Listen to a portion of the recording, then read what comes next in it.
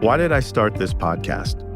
Why have so many of my guests started or created a business, project, or taken up a cause that embraces some type of remembrance once they have lost someone? Does it help us to feel better, cope better, or help us remain close to the person we have lost? Your own story may feel like all the above or even none of the above. For me, this podcast has been a way to help myself and others through the emotional turmoil following the death of a loved one. It's also my hope that we can begin to understand the various roles grief plays in our lives. I think, too, this podcast is in some small way honoring my late wife Sarah's life before cancer took her from me. In coping with her own grief, my recent guest, Dana Frost, created a website called The Forced Joy Project, which features a section where people can share their own personal stories of living with grief.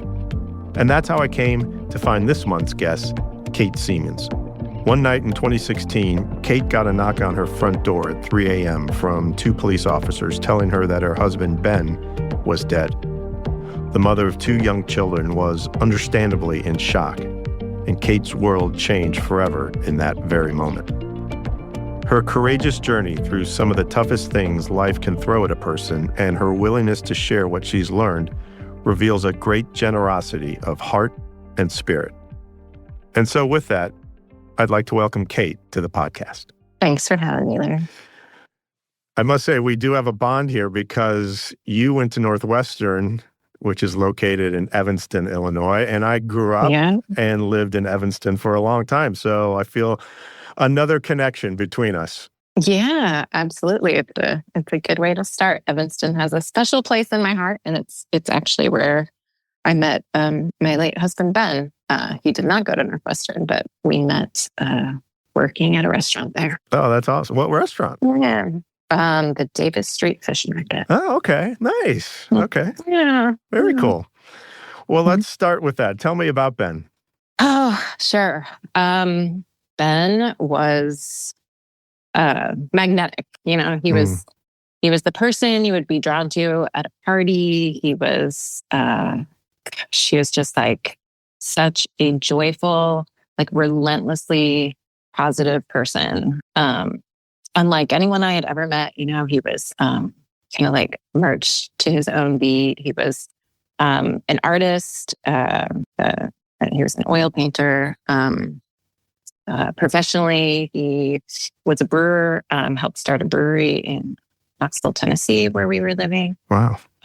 He was someone who would, like, if he had $1 in his pocket, would give it to you if you needed it. Just like one of the good ones, Yeah, that's great.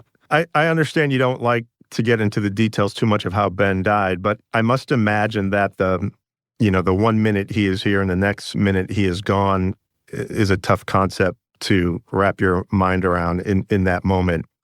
How did you kind of get through that moment? Yeah. Well, so to not be too vague, I guess, he died in a fall. So it was an accident, so it was very much like I had a 2-year-old and a 4-year-old and he was going out and we waved goodbye. And, it was absolutely not a moment where you thought you would like literally never see that person again, which is what happened in my case. I never saw him again. I kind of, made that decision. I didn't want to, I wanted to remember him as he was. But I don't know, it was just deeply traumatizing, as you could expect, but for better or for worse, in that moment, I kind of made a decision mentally to just start with like, Ben is dead. Like that, I don't know. I knew the process of living with that was going to be so hard that if I put any like thought or energy into like what ifs or examining the moments before or thinking of other scenarios, that I would just like absolutely drive myself crazy. Yeah. And that was not what I needed. So it was Ben instead. And that's the reality. And, let's do what we can to survive, the next minute, hour, day. Yeah. Yeah, for me, I know that I went back to a full-time, job, and I think my initial thoughts after that were, okay, what now? Yeah. Because the life of being married, being a couple, thinking about planning our future and hopefully growing old together, that was now pushed aside. That was over. That's a closed book for me with Sarah. You, though, were 36 years old and you had two young kids as well. So what was that transition like after the funeral for you, those first few months of, you said you put a period kind of, okay, Ben is dead, but you had to be a mom as well. Right.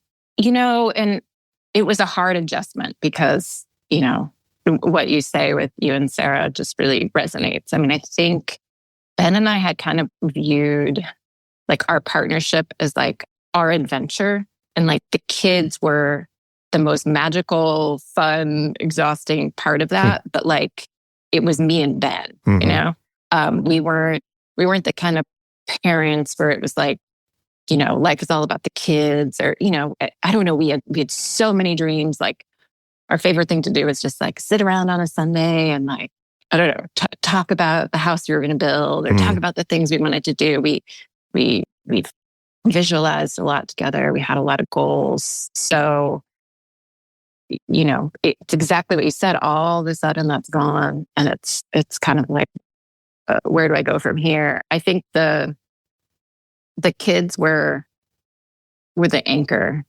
I mean, I had to feed them and get them to school and,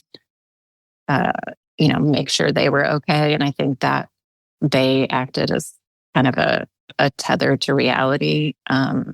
It was absolutely a blur in those first months. And, I think a lot of it was just about getting through the day and setting short-term goals. Like, right. I'm going to get through today. The whole check, right? As you said, dreams of planning a future and growing old together.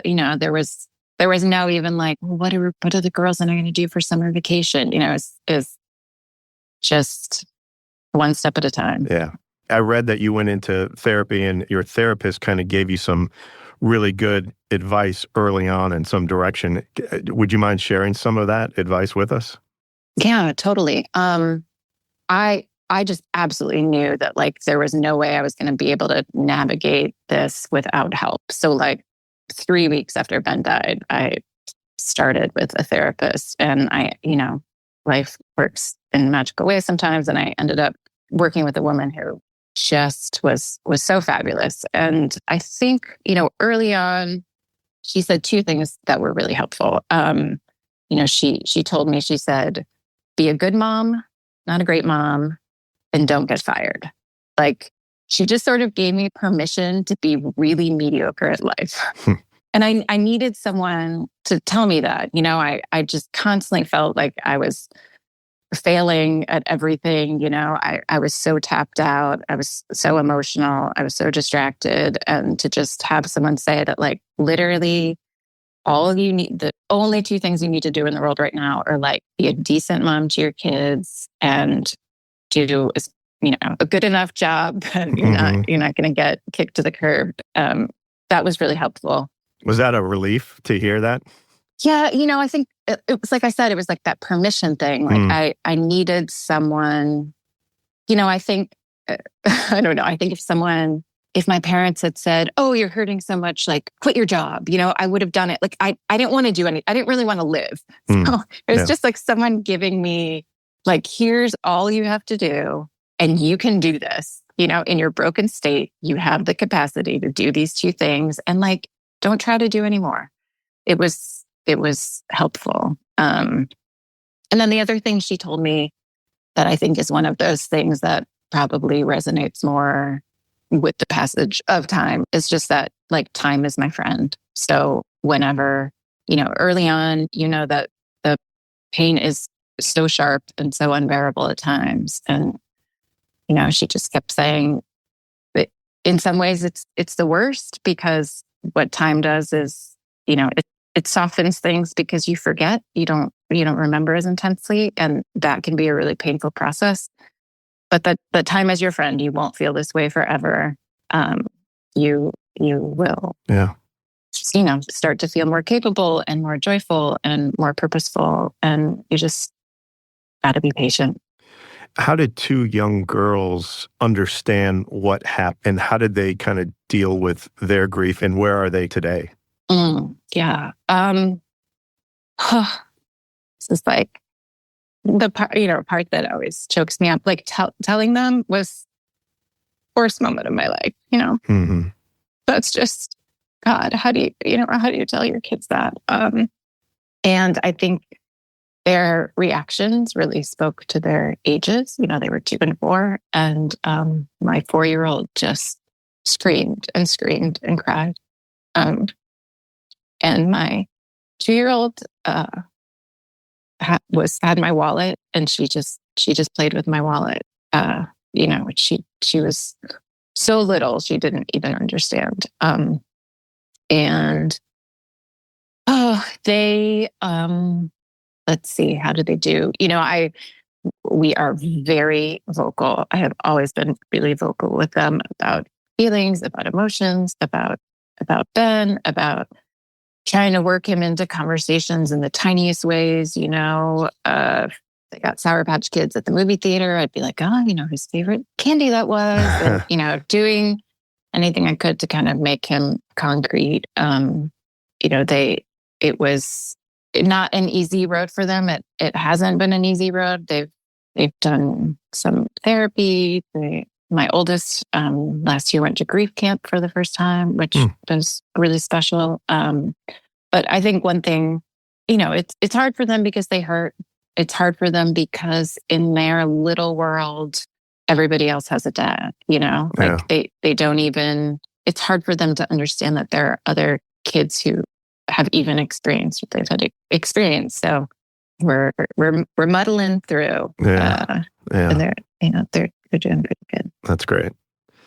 I know in my own worst moments, it often feels like, for me, present day and future memories, have been taken away or stolen, by Sarah's death. And we had a really good podcast episode with Dr. Mary Lamia, who spoke about how memories play such a crucial factor in our grief. And it's been a few years now for me, and at times I can feel still the weight of grief on my shoulders when I'm in a restaurant seeing a couple laughing together, or you go on social media, which sometimes can be your worst enemy, and you see couples, having a great time on a vacation. I'm wondering, a few years after Ben has passed away, how did single life affect you? What you describe is sometimes it's hard because of situations you put yourself in, So I remember a dinner party I went to where it was, 3 couples and me. So, I chose to be there. I knew it was a bunch of couples. I didn't realize maybe how hard it would be. Yeah. Till I was in it, or, going to kindergarten orientation, seeing dads there with the moms and getting, choked up. So some moments like that are maybe expectedly hard. And then there's what you said, like the restaurant, like the ones that totally sneak up on you out of nowhere. You're not expecting them. I remember one day I was driving through the UT campus randomly, and I saw a dad, dropping off his daughter, and maybe it was when the school year was starting, and just hugging her. And, I was like headed to the grocery store or something, and it ruined me for like the whole day, because it was just this tender scene that has been, taken from my kids. And so those moments, they get you, and you can't really prepare for them. So the grief ambushes. Yeah. Oh, that's a good way of putting it. Yeah. It can totally screw your whole day up. Yeah. I speak from experience. Absolutely. Yeah. Absolutely. It's funny too, in terms of The like non-ambushes, I don't know if you felt this way, but um, there are obviously like big things you see coming, like death anniversary or your wedding anniversary or um, Sarah's birthday, Yeah. and you kind of brace yourself. But I would find sometimes it was like the day after was the worst, or the whole month before. Right. You think things might be like isolated, or you can see them coming and prepare for them, but it's still an ambush. Yeah. Yep. Do you think there's been a significant turning point in your own grief journey that you could share with us? Um, yeah. I mean, very personally, I think it was like probably when I let go of the anger I felt. It was interesting. At one point in my therapy, I so distinctly remember telling my therapist, like, I know there are these 5 stages of grief, but I think anger just like does not apply to me. Like, I am not angry at God, I don't have this like anger at the universe. I think it related to my like, I just have to accept Ben is dead, and like because I so started with that, I just, I don't spend my nights like, angry at whoever caused this. And she just looked at me and she's like, "Oh, Kate, you are deeply angry. Like you are so angry at Ben, you were so angry at being put in this situation. You were angry at, having your future taken from you. You're angry at being a single mom when that was never, your plan." And, I thought it was angry at someone, not like angry about something. I don't know, that like shift. And it just, it took a long time for me to kind of to not feel that anymore. The reality of what my life had become. I mean, it was like years of bad sleep. It was like having a newborn. I mean, I just had girls who they would wake up in the middle of the night screaming. They had like deep fears. They wouldn't go to bed. I mean, bedtime would take like 4 hours. I mean, I was just, they needed more than I could give. So I was just real, I think I had a lot of resentment around that. It stole a lot of the like joy I had about being a mom. And so I think that was probably a turning point for me, where I kind of was able to let that go. You've also written, Kate, about how you live differently now, and you put this quote together, and I really like it. It says, "I've felt in a lot of ways like when Ben died, I died, and every day since has felt like a bonus. I had lived my worst case scenario, so I felt untethered from some of the stress or fear I felt previously. I'm quicker to find joy. I feel deeper gratitude for what I have." Wondering if you can just unpack that quote for us a little bit more. Yeah. Well, like you were talking about with Sarah, we had all these dreams for the future and stuff, but I also felt, I felt so lucky for the years that I had with him. And, some people never find love like what ours felt like. And so when he died, I was kind of like, all right, that was my, those were my, golden years. And this is all just this weird, strange bonus time that I'm gonna kind of go through. And it's such a deeply uncomfortable thing to attribute any positive changes in yourself to a situation like this. But I think a lot of people who go through trauma emerge with, some kind of clarity about what really matters. And I don't get as bogged down by the small stuff.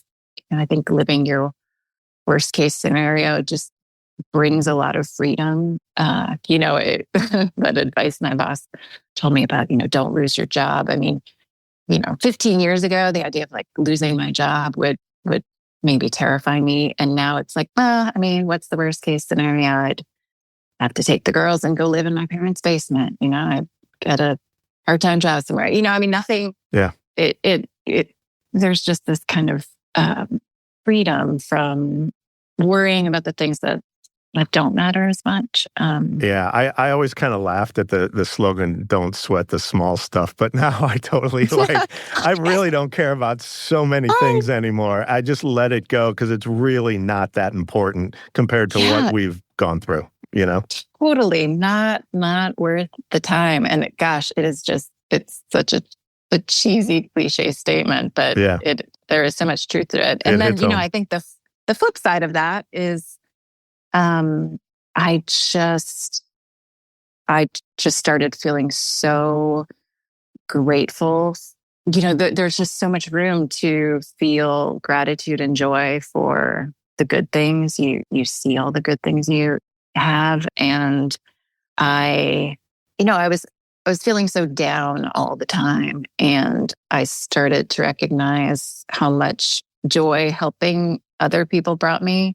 I think you realize, like, when you lose someone that you love, you realize that human connection and our relationships, or at least I did realize, are what's most important. And so having those connections with others, supporting others, being grateful for the support you got, and doing whatever you can to ease someone else's life just started bringing me a lot of joy as well.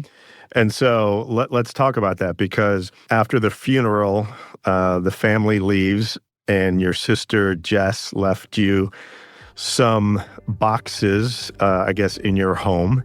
And I want you to describe what rainy day boxes, the evolution of that, and how it helped you.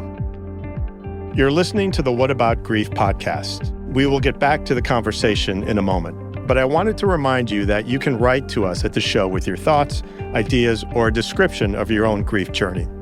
We appreciate hearing from you, and we like being connected with our listeners. So please reach out to us via email at whataboutgriefpod@gmail.com. Also, if you like the podcast and find it helpful, please go to Apple Podcasts and give us a 5-star rating, hit the subscribe button, and leave a review.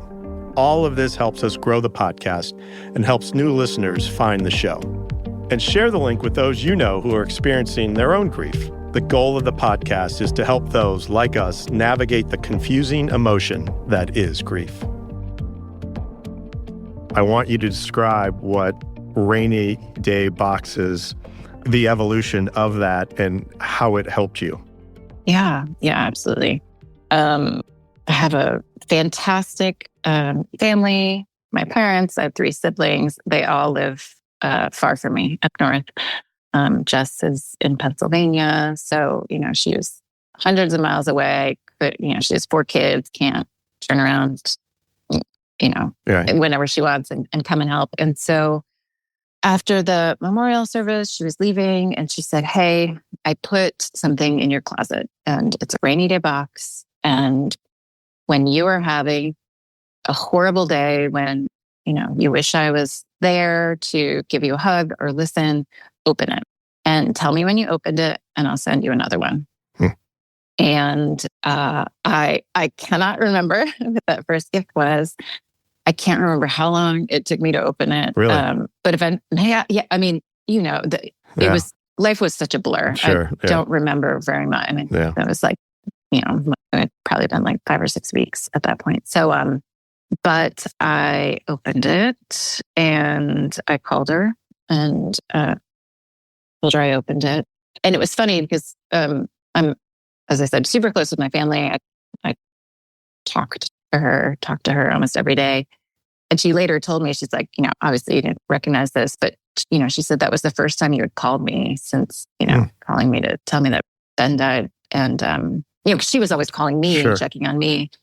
And, she sent me another gift, but she's like, it was such a wonderful signal because I realized, I'm so far away, but I realized, hey, today is a dreadful day for Kate. And I would never have known that had she not, called to say today was a box day. And so, it just became that cycle. I would open something, she would send me something else. And each one had a, encouraging quote, statement. And the gifts were so thoughtful, but it was never really about the thing. I mean, that there'd be a candle or fuzzy socks or something. But it was just about kind of having this outlet, like feeling like I was having a day where I needed help to get through it, and I didn't have to ask anyone. The help was kind of there for me. Yeah. Man, I think I could have used those every day. Yeah, Early right. on, I right? mean, Yeah. and I think too, grief lasts so long. I honestly think what we created, which I guess we can talk about in a minute, is, I mean, it's a great gift for, someone like experiencing like the first death anniversary, because Hmm. it's still so hard. And, what Ben was so loved. We had such a huge community, so many friends. And so many people helped in countless ways. I mean, I had a meal train for months and months and months. I had flowers. I got cards for, I mean, the whole first year, and all those things were so helpful. They all happened on the giver's time, right? I'm Hmm. thinking of Kate today. I'm going to send her a card. I'm thinking of Kate today. I'm Yeah. going to drop off dinner. And so, the brilliance of what Just created was like the helpful thing was there for me kind of Yeah. when I most needed it. And it was, I mean, sometimes I'm still like, gosh, you are a genius. Like, how did you think of this idea? Yeah. I totally understand somebody was thinking about you today, because for me, after the funeral, it was like radio silence for a while, right? Ah, yeah, And you're like, man, I wish somebody would just, check in, or, to your point, leave you something behind that you could open up, or leave you a text or a voicemail or just something, right? yeah, So what a great idea your sister had for you. yeah. And, I think she also magically recognized what so many people don't, and what you just expressed, which is, you know, grief is long. It's not Mm, a phase. It's not super acute for a month and then the funeral happens and you're kind of done needing support. I mean, if anything, when most of the support came in the beginning, I was like a zombie. right, I don't remember any of it, other than, I mean, general gratitude, but I can't tell you like the meals people gave me or right. things like that. And it's not the most fun topic, too, either, to talk about, or people might feel uncomfortable talking about it, or bringing it up, too. Yeah, no, absolutely. So you open one up, and then your sister sends you another one, and then another one. And so how did this idea come about between the two of you to start this business, Rainy Day Boxes? Yeah. Well, it just always felt like something was there. I saw how deeply helpful and valuable it was for me. It was something that helped me on my terms, and it was something that helped me over a long period of time. And, as the giver, she saw how valuable it was to her. It made her feel like she was really making a difference. There was this amazing feedback loop, when I texted her, I opened one again. It was this flag to her like, oh my gosh, Ben died 7 months ago or 2 years ago. And today, Kate like feels like she can't get through the day. Like, I really need to check in, or, it helped her reset maybe her mindset of how I was doing. I think the people who love you they so want you to be okay, So like they like look at you and they're like, okay, like he's smiling, like, oh, you look good. You're doing good. You doing good? They like, Yeah, that's what they want for you. yeah, And you're like, no, I'm not. So it just, we felt like it was something that would, just really benefit other people. It took us a while to kind of figure out how it would work. We didn't want it to be an unbearably expensive product, but we also felt like there had to be like an unwrapping, mm, unboxing experience. hmm, Just kind of coming up with the mechanics. But we ended up coming up with a way where we felt it like beautifully captured the idea and sentiment of what Just created. So we make these gorgeous boxes that come with a card explaining the concept, and inside are 4 individually packaged items are tied with this twine, and when you open them inside, like the experience I had, there's a quote and a message, and it's encouraging but realistic. Mm, They kind of are that, like, I'm in your corner vein, and we put it out there.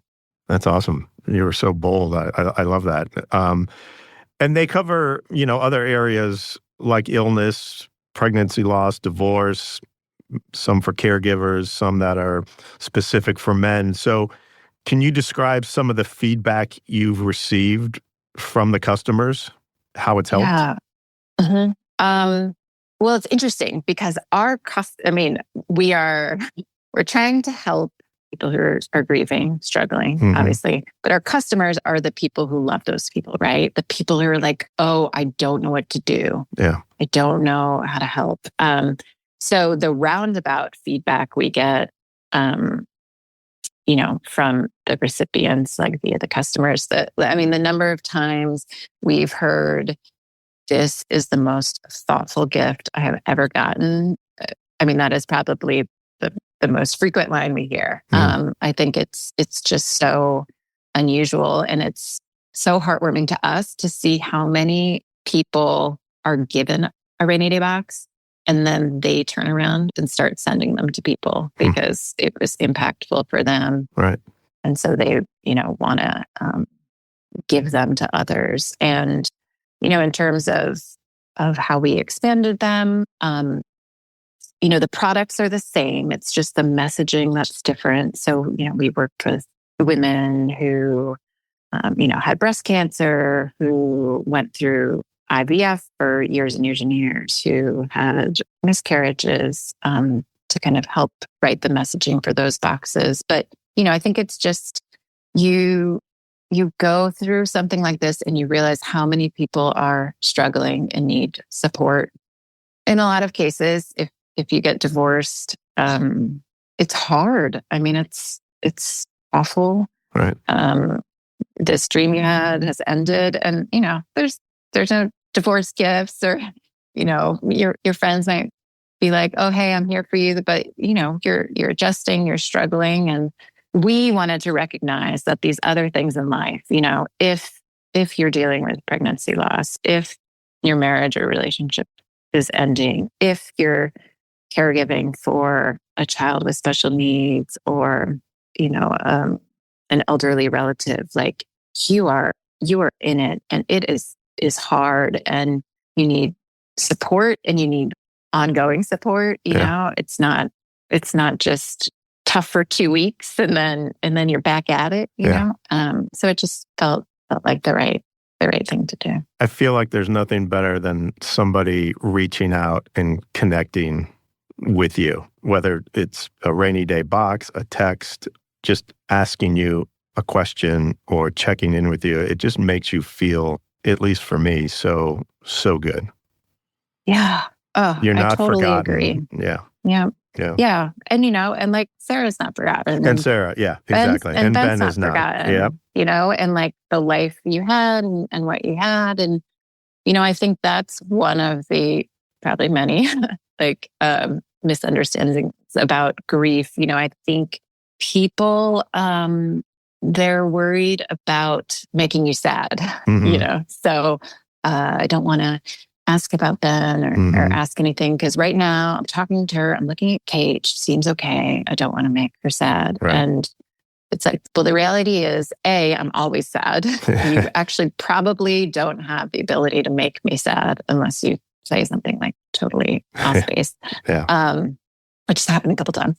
But also it's a gift, I think, a lot of the time when people ask me about Ben, or ask me to tell a story, or ask what he was like, or, just acknowledge that, he was my everything and the girl's everything. And, so, and yeah, the remembering, the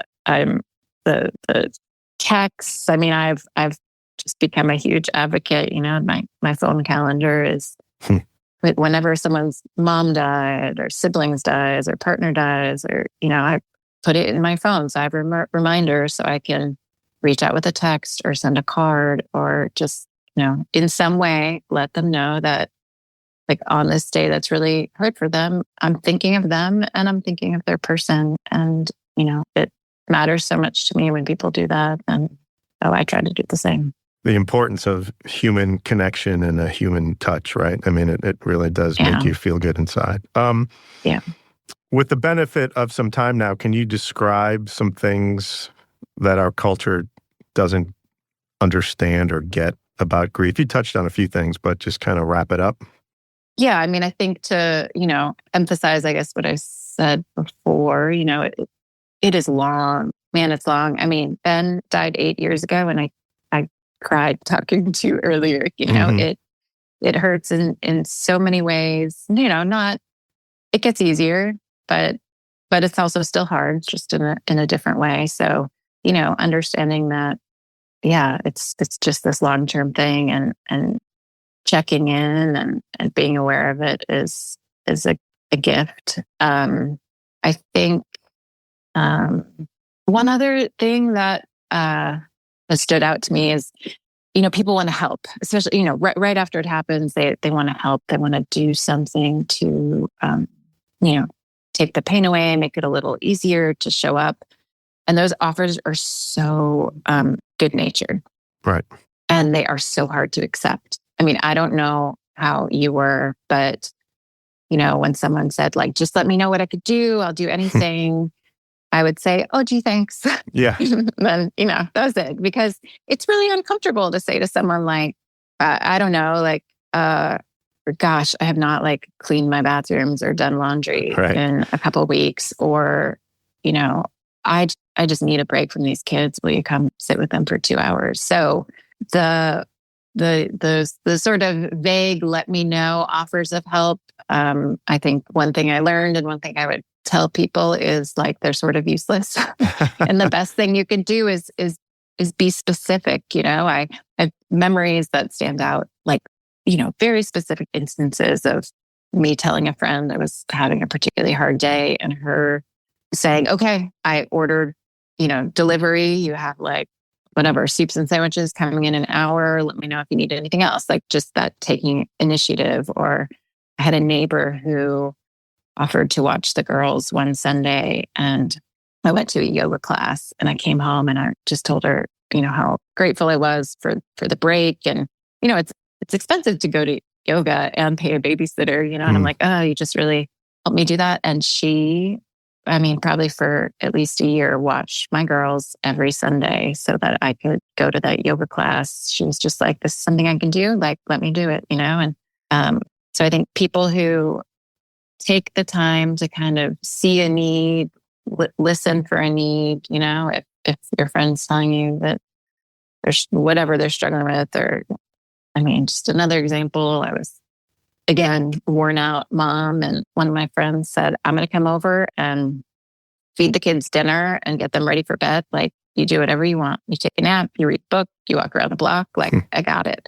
Yeah. And those are the things that they were so helpful, but I just wasn't comfortable asking for that, even though I know people would have said yes and they would have been glad to do it. It is uncomfortable sometimes to voice what you need. Yeah. I think the Nike slogan, just do it, is so appropriate, right? Just do it. If you see a need, like you said, or you hear something, just run with it and we'll take it. But asking us for a to-do list is like the furthest thing from our mind when, we've lost someone. Totally. So. Absolutely. Well, Kate, I so love what you and your sister are doing with Rainy Day Boxes. Tell the listeners real quick how they get in touch with you guys to check out the website and check out what you're offering. Oh, sure. Well, our website is rainydayboxes.com, and we are on social media, Rainy Day Boxes Co. on Instagram and Facebook. And, we try, like I said, what we do is at the end for the person suffering, but what we're trying to do is help, oh my gosh, all those people out there who so desperately want to help and don't know how. And so the rainy day box is a way to do it. But, on Instagram and Facebook, we just try to give like so many tips, things you could write in a sympathy card, ways to show up on a death anniversary, things to be thinking about your grieving friend around like Christmas or Valentine's Day. Because I think, again, it's so painful to feel clueless, to like want to help, but you're afraid of saying the wrong thing or doing the wrong thing. So we try to provide some resources for people, give them a little guidance. I love that. Thank you for your time. Thank you for what you're doing. Thank you for opening up and sharing with us. And I wish you nothing but the best. Thanks, Larry. It was great talking to you. It's great talking to a fellow Evanstonian. Yes, always. Go Cats. All right. Thank you, Kate. Right. Okay. Thanks, Larry. Bye-bye. Bye. At the top of the episode, I spoke about how those of us who have lost someone have tried to do something to help others, help ourselves, move forward, and to put what we know about grief into practice. This passage I'm about to read came from the Momentary Happiness Instagram page that I've used select readings from before on this podcast. I believe it sums up how we should feel that we have done something to advance the cause, though it can be so difficult to start, and we might doubt ourselves along the way. But I have come to realize that you have to take that first step, no matter how scary it can be, to experience healing, understanding, and forward movement. The reading is called I'm Proud of You, and it goes like this. Just in case no one has told you this today, I'm so proud of you and everything you have endured and achieved. I hope you know how worthy you are and how much you bring to the world. I'm proud of you for not giving up, no matter how many times you've wanted to. I'm proud of you for choosing to keep going. I'm proud of you for continuing to show up each day despite what you've been through. I'm proud of you for taking steps to better yourself and your life lately, and for finally showing yourself just how much you are capable of. Your strength and courage is inspiring, and you should be so proud of yourself, too. As I think back at some of the guests on this podcast who have suffered such loss and deep grief after losing a loved one, but have put that life-changing experience, those emotions, that pain into action, I must say I am proud of you, and I thank you for helping me and so many others gain such firsthand knowledge from you. And remember, if you're experiencing grief, you for sure are not alone. My thanks to Kate Seamons. What About Grief is available monthly on all major podcast listening platforms. Please follow the podcast as well as rate and review the show on Apple Podcast. The executive producer of What About Grief is Marsha Anderson. Logo artwork was designed by TED Studios. This episode was recorded at BAM Studios in Chicago. And lastly, feel free to email us at whataboutgriefpod@gmail.com.